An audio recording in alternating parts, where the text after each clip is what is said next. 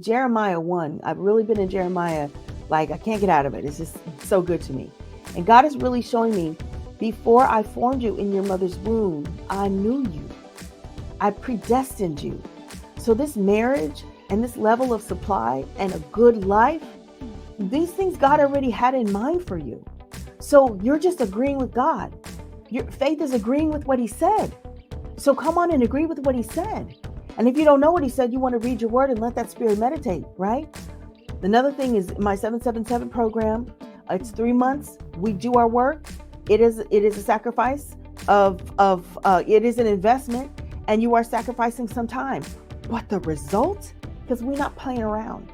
We pick our goals, we discuss it, we see the blocks, and we go in and we use world-class coaching, and we use that 7-step system that God gave me. I didn't even know what it was. He was telling, things kept showing up because I was just doing what he was telling me to do. And I wasn't really writing it down until after we manifested the house. Then he shared with me, you did these 7 steps each time. The things I gave you were 7, and he had me write them down.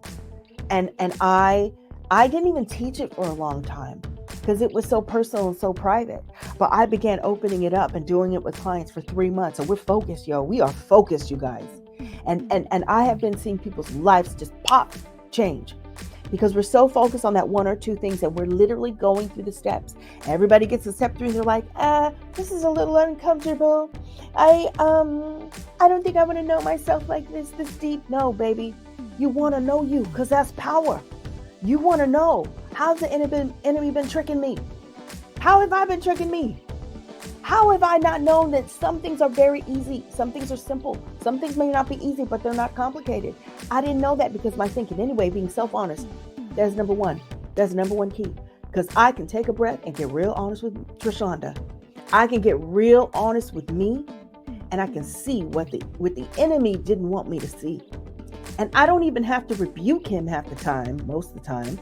I just need to shift that thing. I didn't know I had a need for this. I didn't know I had a fear of this.